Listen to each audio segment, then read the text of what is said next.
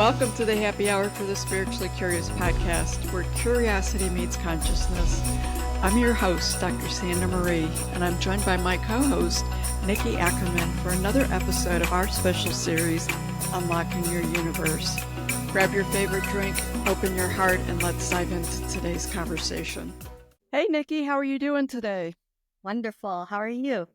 Good. It's a good day. I know last time we did a bit of an introduction. Today we're going to talk about manifestation. Did you want to get started with that? Or, I've had some weird thoughts about it, so I'll let you get started with it. Okay. So one thing that just keeps coming to me, I almost feel like it's not the spirit would hit me over the head with anything, but it's kind of like that nudge. Like the one thing about manifestation that really, I think a lot of people have an impression on is what comes to me is like the law of attraction, if you will. Mm-hmm. And so when we talk about manifestation, I think a lot of people are thinking about something outside of them is being attracted to them. Oh. Whereas I don't necessarily believe that. No, And I know that it's not necessarily true. So I think part of me just feels like there needs to be that clarification for people who are trying so hard to make something from the outside come to them. That manifestation, that is not manifestation. We don't necessarily want anything that's out in this worldly experience that we have. What is out picturing in the world in our experience is already something that took place in our consciousness, that it's the effective cause, if you will. So I know I'm throwing a lot out there very quickly and in a short period of time, but everything that we desire is actually moving in through us, and we're radiating out so that it out pictures and shows up in our lives. Yeah, we're the magnet. Right. So it's interesting because manifestation is like really huge and significant, and people put a lot of energy and work into manifestation. And I've removed the word manifestation I've just removed the word manifestation. And I've had other people talk about manifestation as more an old way of doing things. So in some of the work that I do in my spiritual realm, it's really a big focus has been on creating, and that the realization as I awaken more to my true self is recognizing that I'm a creator being. Like, I've had all these abilities to create. And as I've delved into that work a little bit more and sat with it to try and get a little more clarity and understanding with it, the whole manifestation thing has gone away from me. So I think that we create, but we don't manifest. And I'm not sure, did I ask you one day if you thought there was a difference between creating and manifesting? I feel like I asked I think we've had a discussion about this in the past before. Do you think there's a difference? I know I had a conversation with someone else with it, and they were like, man, you're going off the deep end. And I'm like, no, I don't. I feel like it's different, but I can't explain it. So with each word, they're going to have a nuance, and people are going to have different ideas of what manifestation is. They're going to have an idea of what creation is, if you will. From my own understanding from my teacher that I had learned from, manifestation, while it's a great thing, it's just one level of consciousness. It's one level of consciousness up from the idea of living in victimhood. Once we start manifesting and moving in, what we do is we manifest to move out of victimhood. However, that's not the end, and we were just talking about this before, that there really is no end point to what we do in terms of evolving and enlightening and becoming more aware.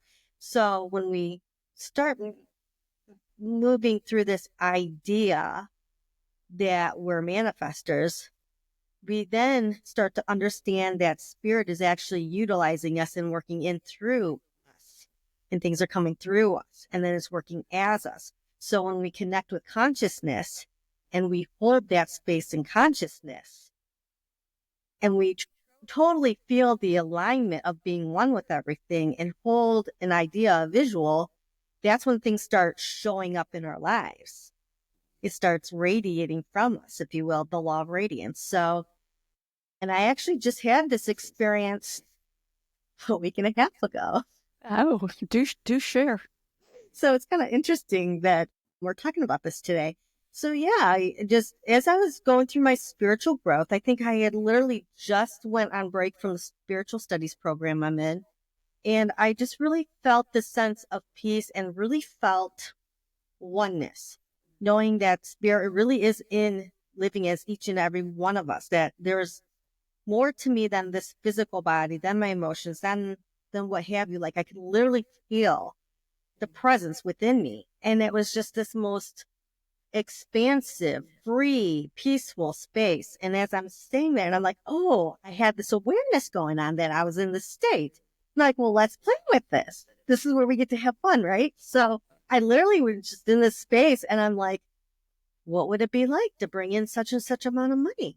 What would it be like to bring in such and such amount of money each and every week? You know, what that would be really cool. And just what would that feel like? What would that be like to just experience that? And then as I was going through my business finances and doing some end of the year stuff, I'm going through closing the cash drawer. And here I found a ticket from a Monday of a pretty hefty sale.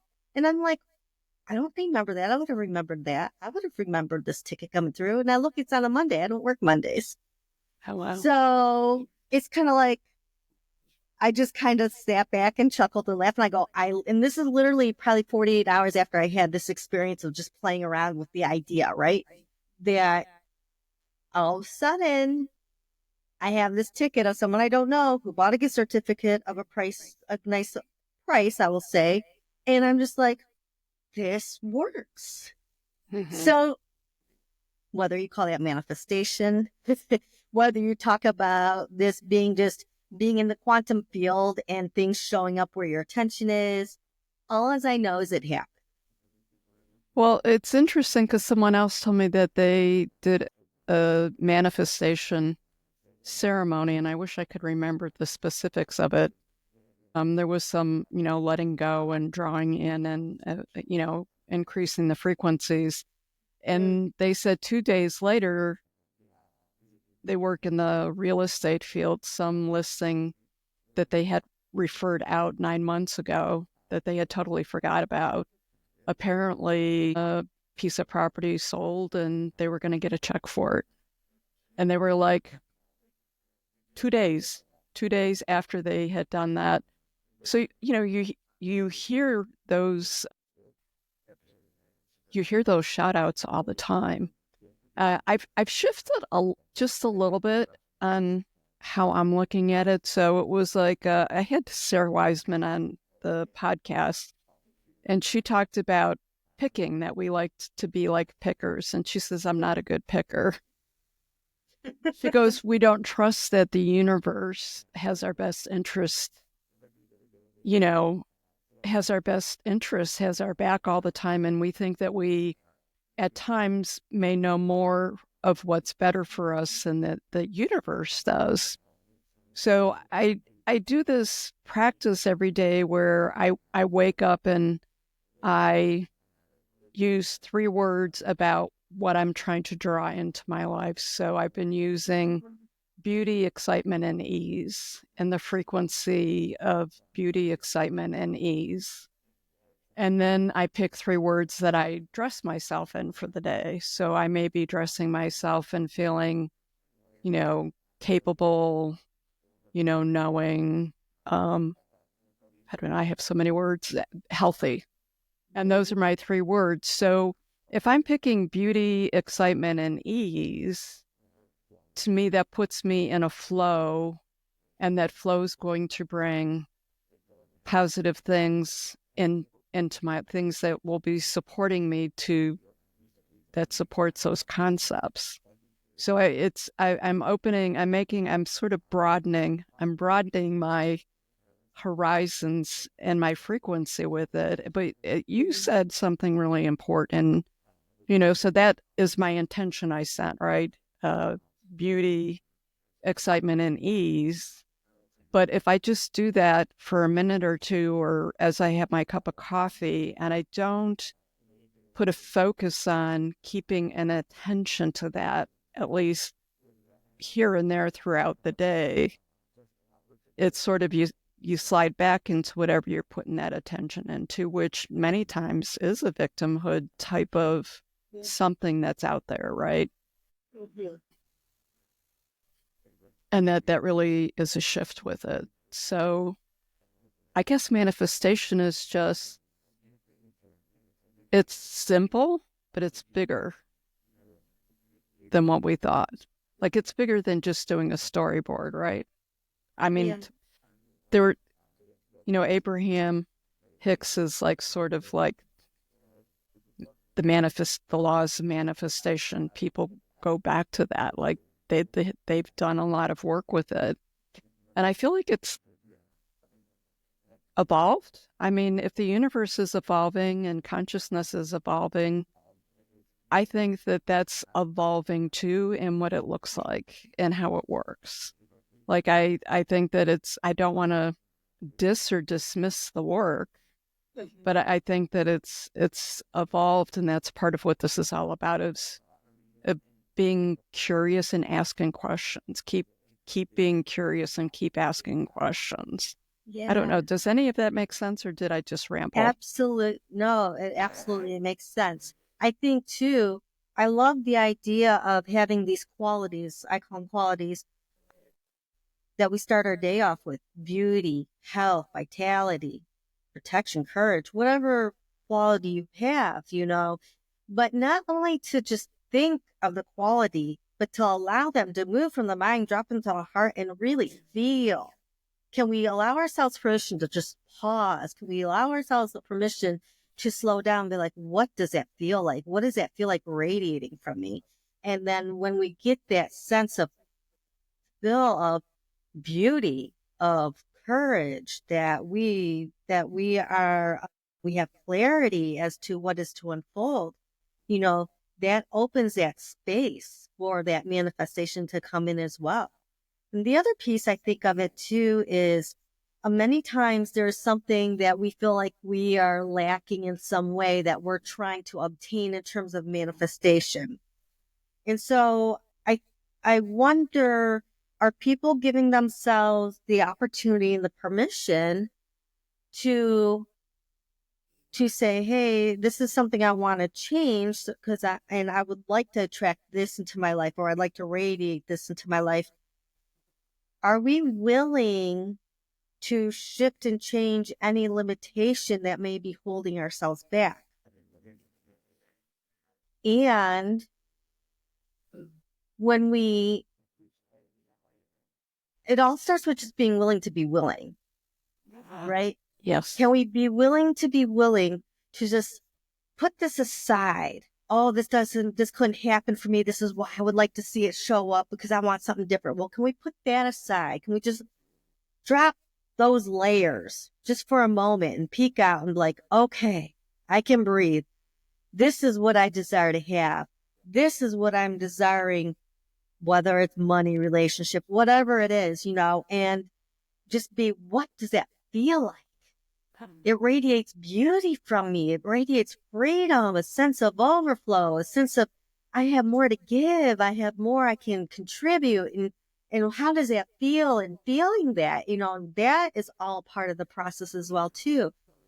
But allowing ourselves to move past those limitations and some of those limitations are pretty ingrained and that's okay too, without judgment and just holding ourselves in compassion, just being able to drop it for a moment to tap into the flow of what we desire and just holding that for as long as we can. If we notice we start getting back into our little shell again, can we give ourselves permission to be like, I'm back in here again. and be okay with that without beating ourselves up like, oh, what am I doing back in here? This is not going to help me.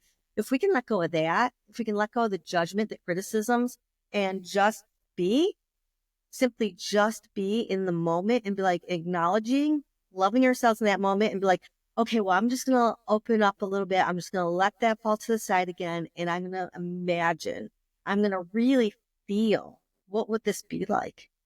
And sometimes people are desiring something that is really big and like, I don't know what I would feel like. Okay, well, let's back it down just a tiny bit. What if you were to get a little bit, and just to feel that? Or it's okay not to feel, but just imagine, can you picture it? Yeah. Can you just hold that picture for a little while until you do elicit a feeling? So, well, I mean, things. You're spot on. I mean, all the teachers, I mean, that's a consistent belief or fact out there. Thoughts are electrical and emotions are magnetic, and that's a big part of it. But what I really love that you brought up is the giving yourself permission. So we came into this world with a lot of baggage, either generational or, baggage from belief systems that were given to us at home, church, society, whatever, different cultures, ethnicity. Giving ourselves permission to let go of a lot of those things that don't serve us and that weren't even ours to begin with. I think that I give myself permission. Maybe I'll have to dress myself in permission. I think that that's really important, that we can give ourselves, when you're not feeling it, you can say, I give myself permission. And there's so much freedom in that statement. Yeah. Yeah. There's a lot that can come up with that, though, too. And that's where we get to practice. Yeah. We get to practice being compassionate. It always starts with ourselves. I say this every time we talk. It always starts with ourselves, right? Yes. We want to see more compassion in the world or whatever. Well, can we be compassionate with ourselves when we're having a day where we're not feeling it? Can we give ourselves permission to slow down? Can we give our permission not to have to be this productive worker bee? Can we give ourselves permission to really acknowledge what we're feeling, even if it's something we don't desire to feel? But can we give ourselves permission to allow that to come up and move through? And allow ourselves that freedom. And that builds that inner love, that builds that inner safety, that builds that inner integrity, that helps us. That's one of the things that'll help us expand and grow. Because once we can do that and empowering ourselves, that's when we start seeing the world open up. The world shifts, literally will change as we change. Yes, 100% it shifts with us. Wow. We have been talking for quite a bit on this. I think that we probably can take this topic and chunk it out down the road in different ways. As we're going to tie this little episode up, anything that you want to add there? I think that was pretty powerful what you just said. I know it was very powerful. Yeah, just know that anything is possible. The possibilities are infinite and they're all within, and the universe is just waiting for us to express them. So have fun with it. Absolutely. So for everyone listening out there, I want to thank you for joining us. Remember, the universe expands with your curiosity, so stay open, stay curious, and keep unlocking your universe. Excited for you to join us on our journey, and we're excited to join you on your journey. Until next time. Thanks, Nikki. Thank you. Thank you for joining us for this episode of Wild Soul Gatherings Happy Hour for the Spiritually Curious. To learn more about our guests, please go to our website, wildsoulsgathering.com. We're very eager to hear from our listeners what you thought of the episode, topics you might like us to cover in the future, your thoughts on spirituality, questions you may have. Please feel free to send us an email at wildsoulsgathering@gmail.com. This is your host, Dr. Sandra Marie, sending each of you peace and love. Until we meet again, embrace your wild soul.